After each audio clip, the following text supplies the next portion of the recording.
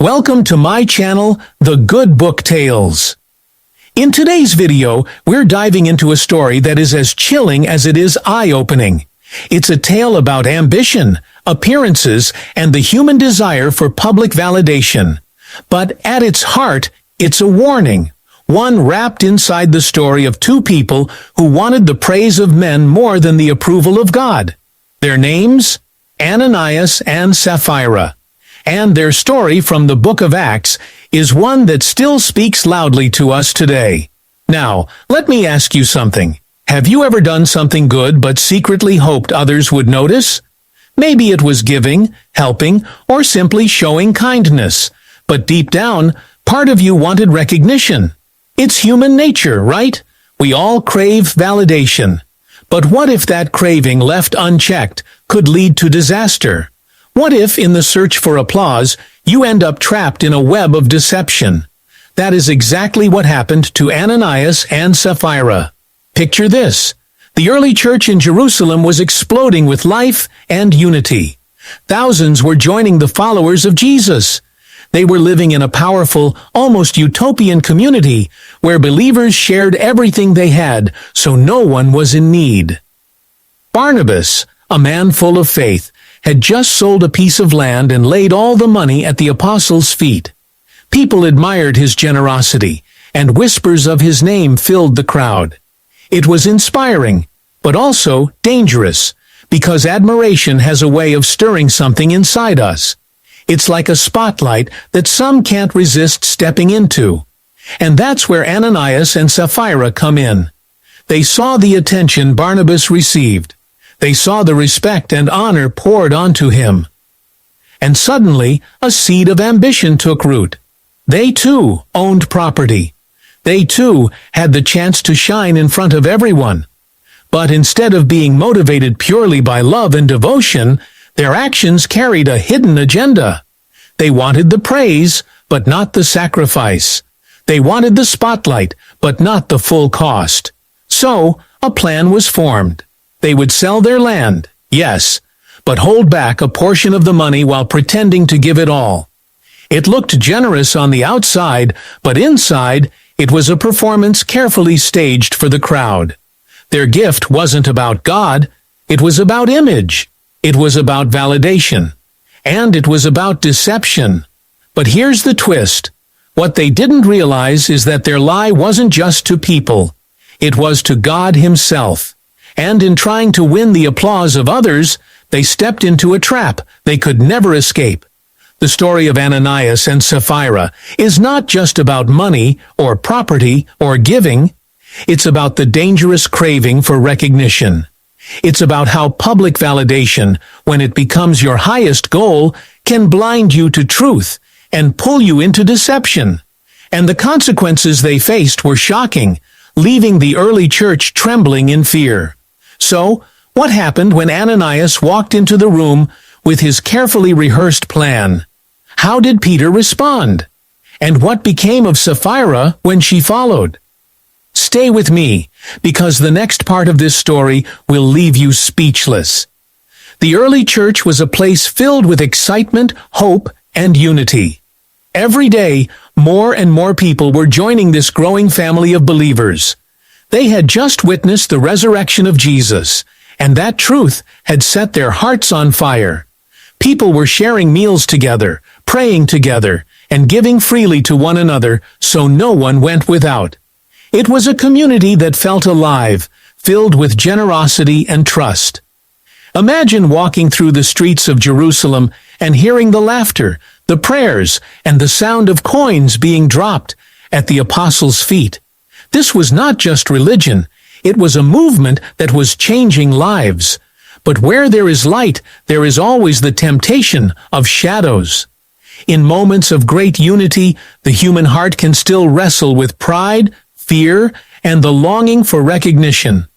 For Barnabas, giving everything he had was an act of faith. But for Ananias and Sapphira, the picture was different. They were not strangers to this community. They were part of it, sitting among the believers, listening to the teachings, and watching the miracles. They saw the power of God at work, and yet, beneath the surface, something else was stirring inside them. Public validation can feel intoxicating. When others admire you, when your name is spoken with respect, it can make you want more. For Ananias and Sapphira, seeing Barnabas praised for his gift may have felt like a moment of comparison. Why should he be remembered and not them? Why should his generosity be admired while theirs went unnoticed? That quiet whisper of jealousy, mixed with a desire for applause, began to shape their thoughts. And soon, a plan formed that looked holy on the outside, but was deeply flawed on the inside. They decided to sell a piece of their land. At first glance, that seemed good and generous, just like everyone else. But here is where the trap was laid. They agreed together to hold back part of the money. They would still bring an offering, but not all of it.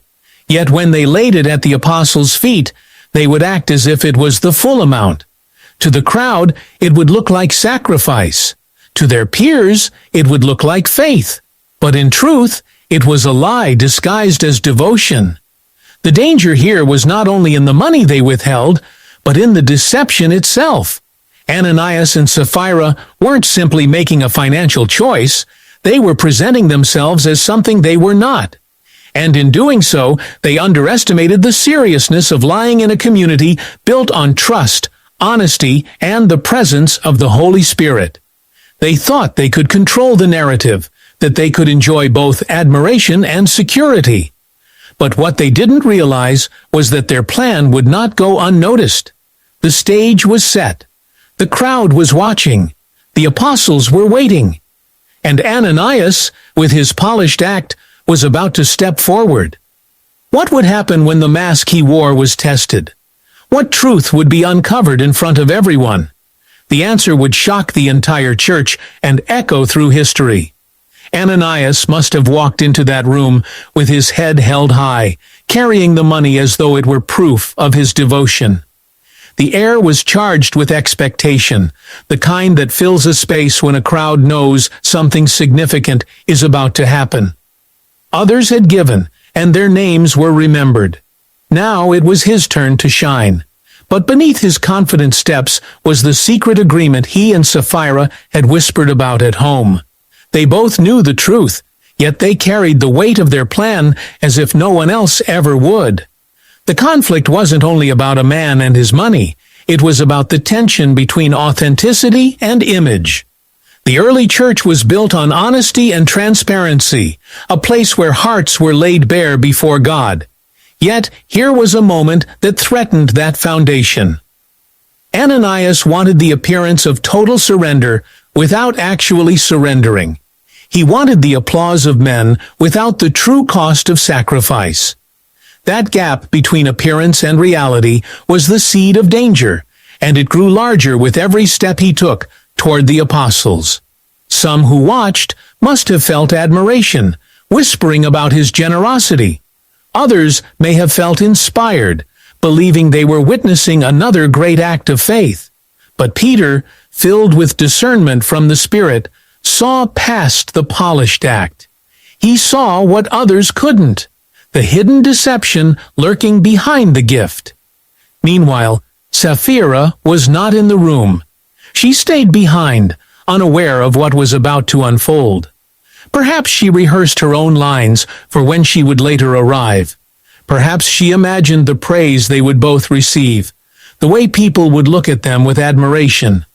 What she didn't realize was that the seeds of deceit she had helped plant were already pushing them both toward a moment of truth they could not escape. Ananias placed the money before the apostles, his face calm, but his heart racing. To the crowd, it looked like an act of great faith. To him, it felt like a carefully crafted performance. The room grew quiet, eyes fixed on Peter as he studied Ananias. This was no ordinary moment. It was a test of truth in a community that had been built on trust and the presence of the Holy Spirit.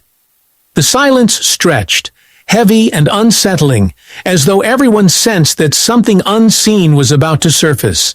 Peter's gaze didn't waver.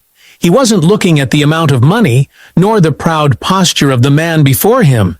He was looking deeper, straight into the intentions hidden beneath the offering. The tension in the room thickened, the kind that makes people shift uncomfortably, unsure of what will happen next. Those who had celebrated Barnabas's gift now waited, wondering if Ananias would receive the same words of encouragement. But instead, there was an eerie pause, a moment when the air itself seemed to hold its breath. Back at home, Sapphira remained unaware. She probably imagined her husband basking in admiration, maybe even picturing the nods and whispers that would follow their gift. But in reality, the stage was shifting toward a confrontation she could not have foreseen. The very thing they had hoped would lift their reputation was now placing them under a light they could not escape. Peter finally spoke, his voice steady, carrying weight that cut through the silence. And in that instant, the fragile balance between appearance and truth hung in the air. Everyone leaned in, hearts pounding, waiting to hear what he would say. The moment had come, and nothing in that room would ever be the same again. Peter's eyes locked onto Ananias, and his words came with piercing clarity. "Ananias, why has Satan filled your heart to lie to the Holy Spirit and keep back part of the money?" The crowd gasped. Suddenly, the offering that had seemed so generous was exposed for what it really was, a deception. The room felt as though a storm had broken out, though no wind blew. The weight of Peter's accusation was more than personal. It was spiritual. Ananias hadn't just lied to people, Peter said. He had lied to God. The intensity in the room rose sharply. Those watching realized this was no ordinary mistake, no small misstep. This was rebellion, disguised as generosity. The stakes weren't about property or money anymore. They were about truth, about integrity in a community that depended on honesty to survive. What made the conflict even heavier was the sudden awareness spreading among the crowd. If deception could creep in through Ananias, could it creep in through anyone? Could hidden motives be lurking even in their own hearts? The tension spread from one person to the next, not just focused on Ananias, but pressing into the conscience of every believer present. And as shocking as that moment was, the story was about to twist even further. Because Ananias was not the only one involved. Sapphira, his wife, had agreed to the plan. She had not yet appeared, and no one in the room knew what she would say when she did. Would she tell the truth? Would she expose the plan? Or would she hold to the story, doubling down on the deception? Her absence created a second wave of suspense that built on the first. The believers in the room must have wondered, was it possible that Sapphira could undo what her husband had done? Could she rescue them both from the snare they had walked into? Or would she walk in blind to the danger, stepping into the very same trap? The uncertainty gnawed at the crowd, leaving them on edge, torn between hope and dread. Everyone waited. The confrontation with Ananias had shattered the room's sense of calm, but the story was still unfolding. The sound of footsteps approaching would soon break the silence again. And with Sapphira's arrival, the tension would reach its peak, raising the stakes higher than anyone could have imagined. The room was still heavy with shock from Peter's words to Ananias when new footsteps echoed outside. Every head turned toward the entrance. Sapphira walked in, unaware of what had just taken place. Her face carried calm confidence, maybe even the faint smile of someone expecting admiration. She had no idea her husband's lie had already been exposed, no idea that her next words would decide her fate. The tension was unbearable. Peter looked at her, his expression steady but filled with the weight of truth. The crowd barely breathed as he asked, "Tell me, Sapphira, is this the price you and Ananias got for the land?" The question cut through the silence like a blade. This was her chance, her final opportunity to choose honesty over deception. The crowd leaned forward, every ear straining to hear her reply. For a fleeting moment, perhaps she hesitated, but then she nodded and answered with certainty, "Yes, that is the price." A wave of sorrow swept through the room. The trap had closed. Just like her husband, Sapphira chose the appearance of generosity over the truth. And Peter, with a voice that trembled with grief more than anger, spoke again. "How could you agree to test the Spirit of the Lord?" His words echoed, and before anyone could even process what was happening, the sound of footsteps entered once more. Men returning from burying Ananias. They didn't know they were about to carry out his wife as well. The climax shook everyone present. Both Ananias and Sapphira had fallen into the same trap.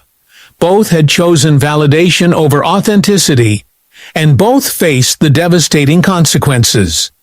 Fear swept over the entire church, not the kind that pushes people away, but the kind that opens eyes wide to the seriousness of truth and integrity. But here's the final twist. The story wasn't only about them. Their fall became a turning point for the whole community. What seemed like a moment of loss actually safeguarded the future of the early church. The shock and awe that filled the believers drew them closer to honesty, to humility, and to God Himself. Ananias and Sapphira thought their secret would give them honor, but instead their downfall became a lasting reminder that no lie can stand in the presence of truth. The story of Ananias and Sapphira ends with a sobering silence that lingered long after their bodies were carried away. The early believers stood stunned, their hearts heavy but awake to a truth they could never forget. This was not just about a husband and wife making a mistake. It was about how fragile trust can be, and how dangerous it is when appearances matter more than authenticity. Their choice to lie for the sake of public validation revealed a deeper battle inside every human heart. The struggle between wanting to look good before people and being true before God. In the days that followed, the church grew even stronger. Acts tells us that great fear came upon all who heard what had happened. But this fear was not meant to destroy them. It was meant to protect them. It reminded every believer that honesty, humility, and integrity were not optional in this new way of life. It showed them that community could only thrive when it was built on truth, not pretense. And though the loss of Ananias and Sapphira was tragic, their story became a safeguard for everyone else, keeping deception from spreading like a hidden poison. For us today, the lesson is just as powerful. The craving for recognition and validation is still alive in our world.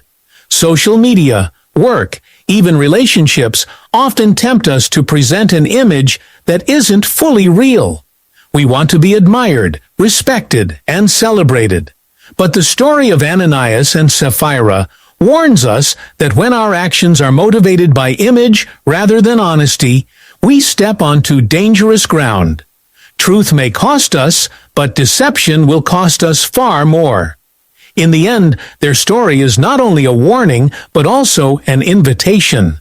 An invitation to live with transparency, to choose integrity even when no one is watching, and to seek validation not from people, but from God. Ananias and Sapphira remind us that appearances fade quickly, but truth endures. And though their ending was tragic, their story continues to echo through history, calling us to walk in honesty, humility, and faith that is genuine. That is the legacy left behind, and that is the challenge for us today,